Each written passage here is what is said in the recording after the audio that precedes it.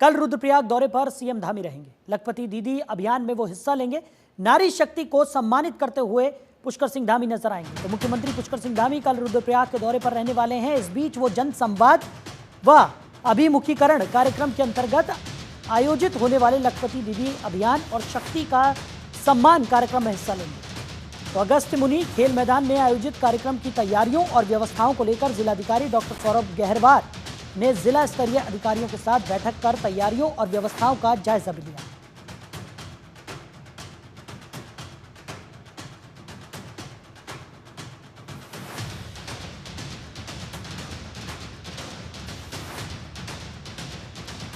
तो कल रुद्रप्रयाग के दौरे पर सीएम धामी रहने वाले हैं। तो लखपति दीदी अभियान में पुष्कर सिंह धामी हिस्सा लेंगे। तो नारी शक्ति को सम्मानित करते हुए मुख्यमंत्री पुष्कर सिंह धामी नजर आएंगे।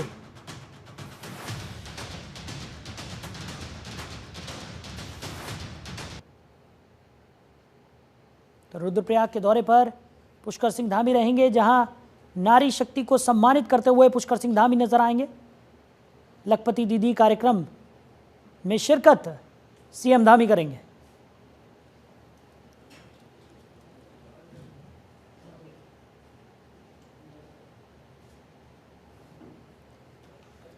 तो लखपति दीदी अभियान में हिस्सा लेते हुए सीएम पुष्कर सिंह धामी नजर आएंगे।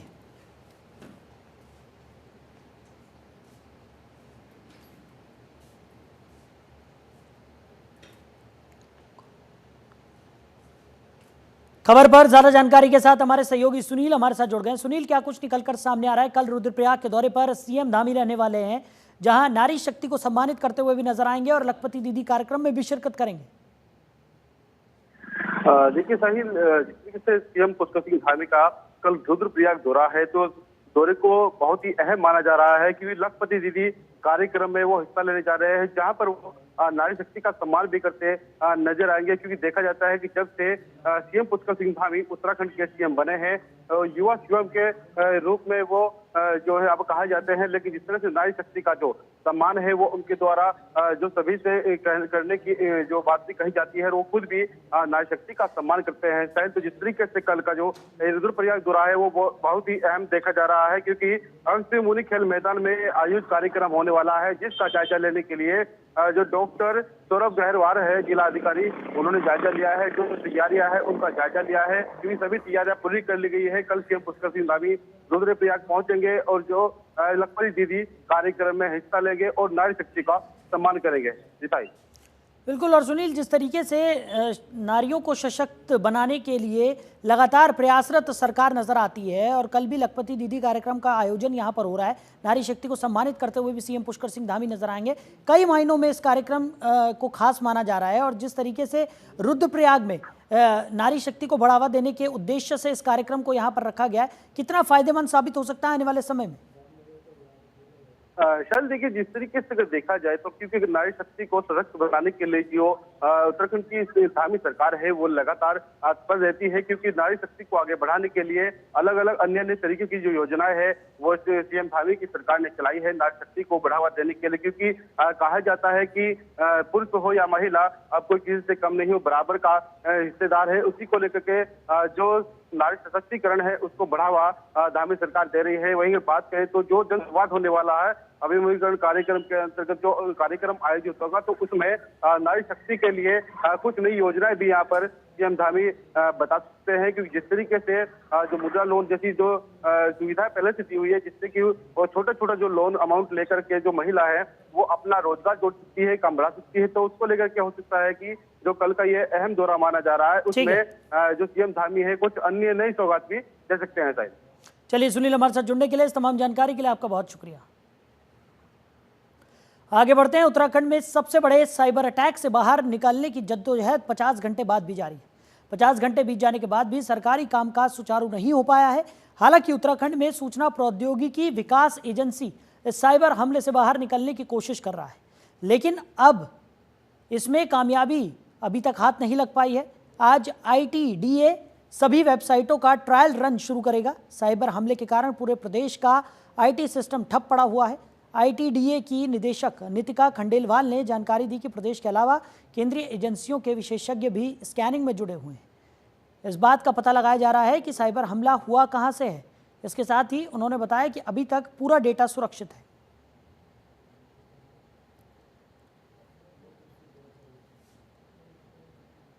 तो उत्तराखंड में वायरस का अटैक देखने को मिला और सबसे बड़े साइबर अटैक से बचने की जद्दोजहद जो है वो लगातार देखने को मिल रही है। 90 से ज़्यादा वेबसाइट बंद हो गई हैं, कामकाज पूरी तरह से बंद हुआ है और लगातार कोशिशों के बावजूद भी अब तक कामकाज को सुचारू नहीं किया जा सका है। हालांकि ये कहा जा रहा है कि तमाम जो व्यापक कदम हैं वो यहाँ पर उठाए जा रहे हैं और जल्द से जल्द इस साइबर अटैक को विफल कर दिया जाएगा, लेकिन फिलहाल स्थिति जो है काफ़ी गंभीर बनी हुई है। और हम लोगों ने अपनी एप्लीकेशंस अप कर दी हैं, तो आई थिंक हम हल्के हल्के करते जा रहे हैं और उसको करने के बाद आज दिन के एंड तक हम लोग सब कुछ रिस्टोर कर लेंगे। System in a way restore पूरा हो चुका है, जस्ट दैट एहतियात के तौर पे हम एक एक करके उसको अप कर रहे हैं, एक साथ पूरा नहीं कर रहे हैं। तो जैसे जैसे आप देखते रहेंगे दिन में प्रगति होगी, वैसे वैसे सब कुछ अप हो जाएगा और दिन के एंड तक हम लोग सब लाइव एंड रनिंग होंगे। एंड आई एम श्योर कि सब कुछ फिर स्टैटिक और बढ़िया तरीके से स्मूथली रन करेगा, बिल्कुल चलेगा। सो हमारी लगभग कुछ अभी 15 वेबसाइट्स अप हो चुकी हैं और अगर मैं वेबसाइट्स का सेग्रीगेशन देखूं तो लेफ्टली हमारे यहाँ जो 186 एप्लीकेशंस चलती है तो उसमें कुछ 72 वेबसाइट्स हैं और बाकी सब एप्लीकेशंस हैं। तो आई थिंक अगर मैं 15 अप हो गए हैं तो 72 अप होने में हार्डली इट विल टेक 1 और 2 आवर्स मोर, तो that will do it. And साथ ही साथ क्योंकि हम एप्लीकेशन जैसे हमारे लिए सीएम हेल्पलाइन बहुत इंपॉर्टेंट है, CCTNS है, अपनी सरकार है, उन सबको भी हम लोग साइमल्टेनियसली ऑन कर रहे हैं। तो दोनों के कॉम्बिनेशन में एटलीस्ट हमारा 80% तक हमारा अभी लंच तक हो जाएगा, बाकी रेस्ट ऑफ द डे तक, एंड ऑफ द डे तक 100% हम लोग कर लेंगे। वहीं उत्तराखंड के बेरोजगार युवाओं को सरकारी नौकरियों में जाने का बड़ा मौका मिलने जा रहा है। उत्तराखंड अधीनस्थ सेवा चयन आयोग राज्य में 751 खाली पदों पर सीधी भर्ती करने जा रहा है। इसके लिए आयोग ने विज्ञप्ति जारी कर दी है। प्रदेश में विभिन्न पदों के लिए जल्द ही भर्ती प्रक्रिया शुरू होने जा रही है। उत्तराखंड अधीनस्थ सेवा चयन आयोग ने विज्ञप्ति जारी करते हुए राज्य में 751 पदों पर भर्ती के लिए आवेदन आमंत्रित किए हैं। राज्य में ये भर्ती अलग अलग विभागों में मौजूद खाली पड़े पदों के लिए की जा रही है। इसके लिए पदों के अनुसार अलग अलग चीज़ें तय की गई हैं। आवेदन करने के लिए अभ्यर्थी ऑनलाइन रूप से प्रक्रिया को पूरा कर सकेंगे।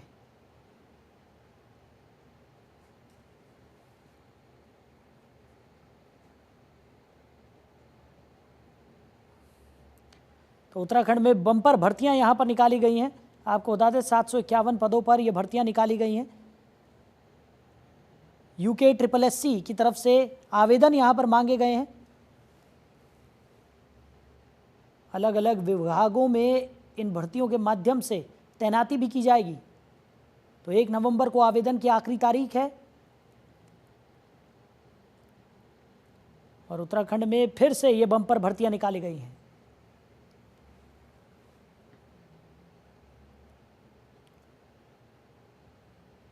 उधर उत्तराखंड प्रदेश की मुख्य सचिव राधा रतूड़ी आज काशीपुर पहुंची, जहां पर उन्होंने पत्रकारों से वार्ता करते हुए बताया कि मुख्यमंत्री धामी की ये आपको बता दें कि उनका फोकस है कि भू कानून को लेकर जिले में क्या क्या समस्याएं आ रही है, इसको लेकर जिले के अधिकारियों के साथ विचार विमर्श किया जाएगा।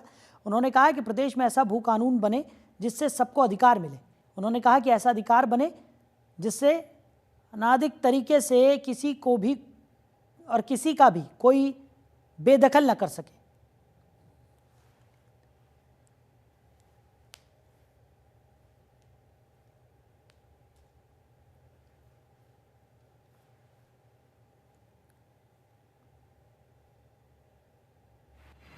एक्चुअली माननीय मुख्यमंत्री जी का अभी ये फोकस है कि भू कानून पे एक विचार विमर्श सभी जगह हो। तो अभी जिस समय हमारा दौरा होने वाला था, उन्होंने कहा कि आप जहाँ भी ज़िले में जा रहे हैं वहाँ पे भू कानून के बारे में थोड़ा फीडबैक ले लीजिए, क्या क्या समस्याएं आ रही हैं ज़मीन से संबंधित। प्रदेश में ऐसा भू कानून बने जिससे सबको उनका अधिकार मिले, किसी को भी अनाधिकार तरीके से किसी को कोई बेदखल ना करे, जिसकी ज़मीन है, जिसका अधिकार है, वो उसको मिलना चाहिए। तो इस तरह का भू कानून बनाने का प्रयास राज्य सरकार कर रही है और इसके लिए हम लोग स्टेक होल्डर्स कंसल्टेशन हर लेवल पे कर रहे हैं। जो भी लोग हैं हमारे जैसे रेवेन्यू के अधिकारी हैं, उनसे बात कर रहे हैं और जो पब्लिक में जो समस्याएं आ रही हैं पब्लिक के सामने वो क्या हैं, इसके बारे में विचार विमर्श। उधर तिरुपति बालाजी मंदिर में प्रसाद से जुड़े विवाद के बाद अब उत्तराखंड की सरकार भी अलर्ट हो गई है। शासन ने बद्रीनाथ केदारनाथ प्रसाद और भोग की गुणवत्ता जांच के लिए बीकेटीसी के सभी मंदिरों के लिए आदेश जारी कर दिया है। अब बद्री केदार भोग व प्रसाद की गुणवत्ता व शुद्धता पर नजर रखी जाएगी। दरअसल बालाजी मंदिर के प्रसाद को लेकर विवाद चल रहा है। रिपोर्ट में पता चला था कि तिरुपति बालाजी में जो प्रसाद भक्तों के लिए तैयार किया जाता है उसमें घी की जगह सूअर की चर्बी, मछली का तेल, बीफ टालो आदि का इस्तेमाल होता है।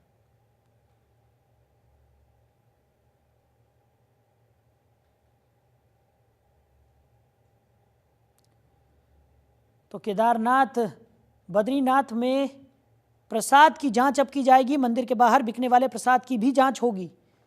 तो आपको बता दें, शासन ने ये आदेश जारी कर दिए हैं। बीकेटीसी के सभी मंदिरों के लिए ये आदेश जारी किया गया है। तो तिरुपति विवाद के बाद उत्तराखंड में भी सरकार अलर्ट हो गई है और बड़े मंदिरों में जिस तरीके से प्रसाद का वितरण किया जाता है उसकी जांच पड़ताल अब की जाएगी। साथ ही साथ मंदिर के बाहर बिकने वाले प्रसाद की भी जांच के आदेश जारी किए गए हैं।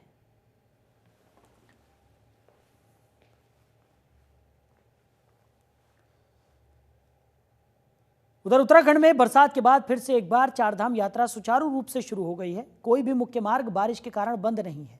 इस संबंध में आपदा सचिव विनोद कुमार सुमन ने बताया कि प्रदेश भर में करीब 32 ग्रामीण सड़कें बंद हैं, इन्हें भी जल्दी सुचारू कर दिया जाएगा। वहीं उन्होंने बताया कि प्रदेश भर में 15 अक्टूबर तक सभी सड़कें गड्ढा मुक्त करने का लक्ष्य विभागों को दिया गया है।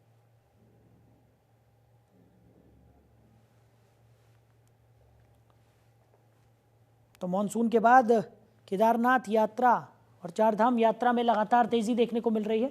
कोई भी मुख्य मार्ग अब बंद नहीं है।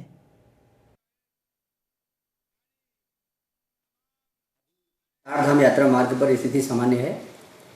बड़ी संख्या में श्रद्धालुओं का आवागमन किया जा रहा है, आवागमन हो रहा है। यात्रा पूरी तरह से सुरक्षित है, सुचारू रूप से चल रही है। पूरे प्रदेश में अगर हम बात करें तो सभी सड़कें लगभग खुली हुई हैं, चाहे वो मुख्य मार्ग हों या जिला मार्ग हों। कुछ ग्रामीण सड़कें बंद हैं जिनकी संख्या 32 के आसपास है, जिसमें से आज भी काफ़ी सड़कें खोल दी जाएंगी।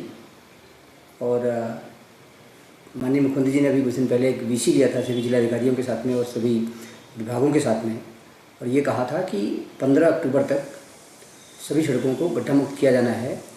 तो उस क्रम में विभागों द्वारा कार्रवाई की जा रही है और बहुत जल्दी सभी सड़कें जो अभी नहीं खुली हैं वो खोल दी जाएंगी और जो सड़कें जिन सड़कों में गड्ढे वगैरह हैं उसको गड्ढा मुक्त करने की कार्रवाई भी की जा रही है। तो उत्तराखंड में मानसून की लगभग विदाई हो चुकी है। इसके चलते देहरादून में इन दिनों लोग चटक धूप का सामना कर रहे हैं। इस बीच मौसम विभाग ने आज एक बार फिर से राज्य में हल्की बारिश होने की संभावना जताई है। इसमें लोगों को दिन के समय गर्मी से राहत महसूस होगी। जानकारी के अनुसार राज्य में मानसून का दौर खत्म होने से मौसम सामान्य बना हुआ है। इसी बीच मौसम विज्ञान के पूर्वानुमान से आज कई जिलों में हल्की बारिश का सिलसिला फिर से शुरू हो सकता है। साथ ही विभाग ने 5 सितंबर से 10 सितंबर तक लगातार बारिश की संभावना जताई है। इसके चलते राज्य में तापमान में गिरावट आने से लोगों को गर्मी से राहत मिलेगी। इसी के साथ आने वाले दिनों में उत्तराखंड का मौसम सुहावना हो जाएगा। बता दें कि मौसम विभाग ने बीते गुरुवार को देहरादून का अधिकतम तापमान 35.4 डिग्री और न्यूनतम तापमान 24.40 डिग्री सेल्सियस दर्ज किया है। वहीं मुक्तेश्वर का अधिकतम तापमान 22.1 डिग्री और न्यूनतम तापमान 14.3 डिग्री सेल्सियस था। इसके अतिरिक्त नई टिहरी का अधिकतम तापमान 28.4 डिग्री और न्यूनतम तापमान 17.3 डिग्री सेल्सियस रिकॉर्ड किया गया। बताया गया है कि एक बार फिर से बारिश का दौर शुरू होने से इन जिलों के तापमान में गिरावट की आशंका है।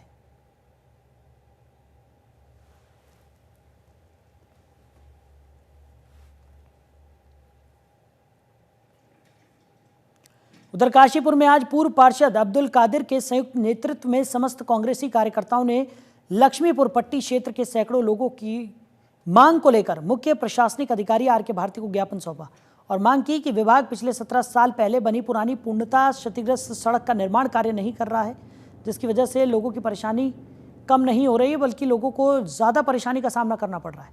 अब्दुल कादिर का कहना है कि उन्होंने कई बार मुख्यमंत्री पोर्टल पर भी इसकी शिकायत की है और लगातार नगर निगम को भी ज्ञापन दिए हैं, लेकिन अभी तक कोई कार्रवाई नहीं हुई है।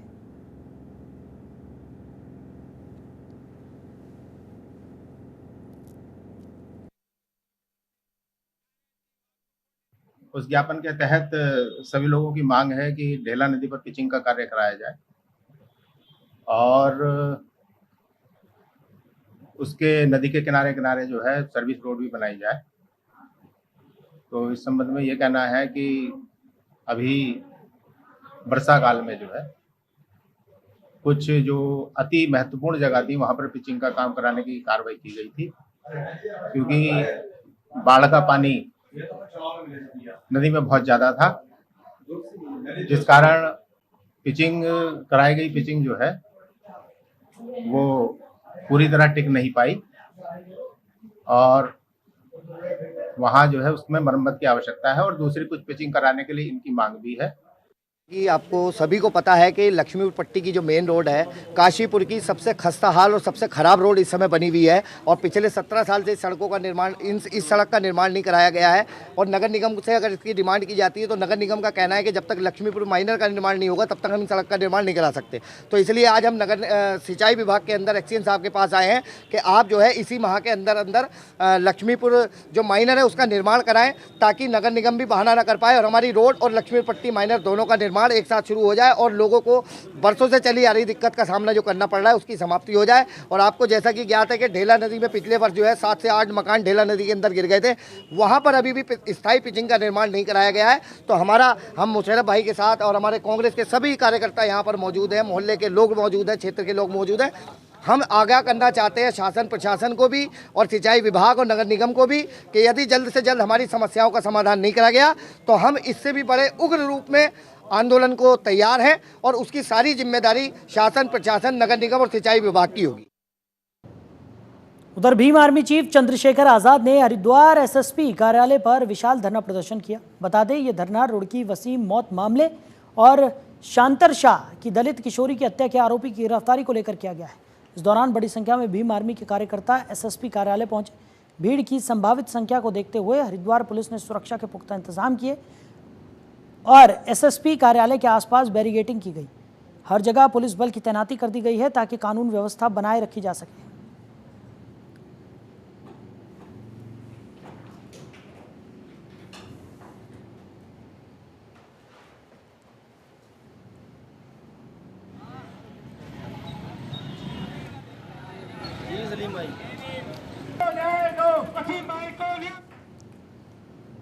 उधर हरिद्वार जिले में अवैध खनन को रोकने के लिए काम कर रही माइनिंग कंपनी के खिलाफ भारतीय किसान यूनियन क्रांति ने विरोध प्रदर्शन किया। किसान यूनियन के नेताओं ने जिलाधिकारी को ज्ञापन सौंपा जिसमें कंपनी के खिलाफ गंभीर आरोप लगाए गए। किसान नेताओं का कहना है कि माइनिंग कंपनी के पोर्टल पर 70 टन तक रॉयल्टी काटने का प्रावधान है, लेकिन कंपनी के मानकों के अनुरूप खनन सामग्री का परिवहन करने पर शासन और प्रशासन द्वारा अंडरलोड और ओवरलोड के नाम पर अवैध कार्रवाई की जा रही है। किसान यूनियन ने मांग की है कि माइनिंग कंपनी के सभी चेक पोस्टों पर सीसीटीवी कैमरे और टोल फ्री नंबर का उल्लेख होना चाहिए। साथ ही चेक पोस्ट पर कार्यरत कर्मचारियों के फ़ोन नंबर भी दर्ज किए जाने चाहिए। इसके अलावा रॉयल्टी की दर स्पष्ट रूप से चेक पोस्टों पर अंकित होनी चाहिए ताकि किसी प्रकार की गड़बड़ी ना हो। किसान यूनियन ने चेतावनी दी है कि अगर उनकी मांगें जल्द पूरी नहीं की जाती तो वो धरना प्रदर्शन करेंगे और लोडिंग का कार्य पूरी तरह से बंद कर देंगे। ये जो माइनिंग कंपनी उत्तराखंड में आई, ईस्ट इंडिया कंपनी से मैं कहूँगा, ये यहाँ के हमारे जो ट्रांसपोर्टर व्यापारी थे खनन के, इनके हाथ पसर रोजी रोटी छीनने का काम कर रही है पूरी तरह से।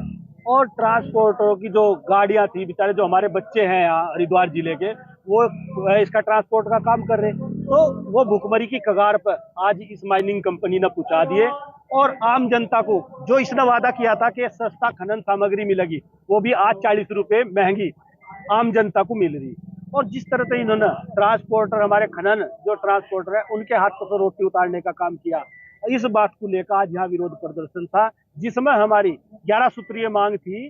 2 मांग उसमें शासन स्तर की है, वो इन्होंने वादा किया हम शासन स्तर से उन मांगों को पूरा करावेंगे।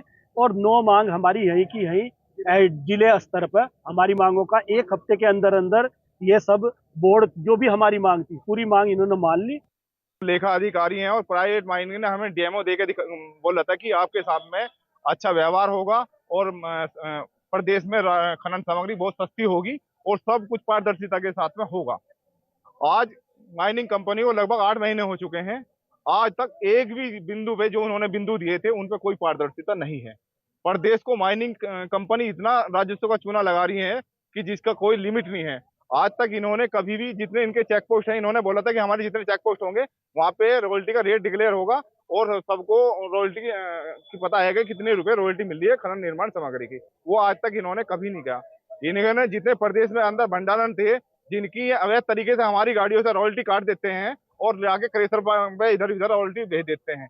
हमने इनसे एक मांग की, भाई आपने बोला था कि जितने भी हमारे भंडारण हैं क्षेत्र के अंदर, उन भंडारणों को आप सार्वजनिक करो, वहाँ पे आप रेट लिस्ट लगाओ, सीसीटीवी लगाओ और पब्लिक में सार्वजनिक करो कि किसी भी ट्रांसपोर्ट को, किसी भी निर्माण सामग्री जिसको आवश्यकता हो, वो आपके भंडारण से उचित रेट पर उठा के समाज को मैं अपना माल बेचे।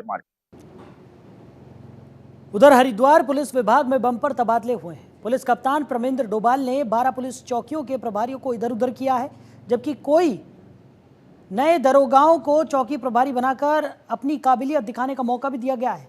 हर की पौड़ी से लेकर नारसन बॉर्डर तक 12 पुलिस चौकी प्रभारी समेत कुल 19 दरोगाओं के कार्यक्षेत्र बदले गए हैं।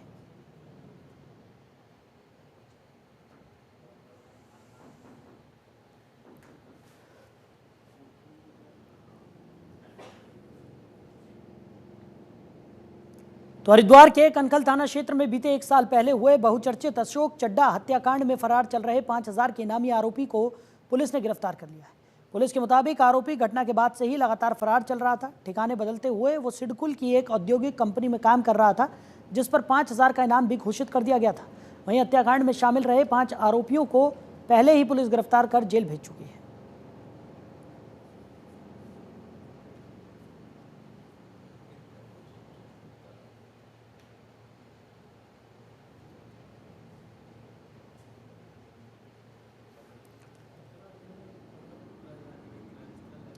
उधर हरिद्वार में नवरात्र का पावन पर्व श्रद्धा और भक्ति के साथ पूरे जोर शोर से मनाया जा रहा है।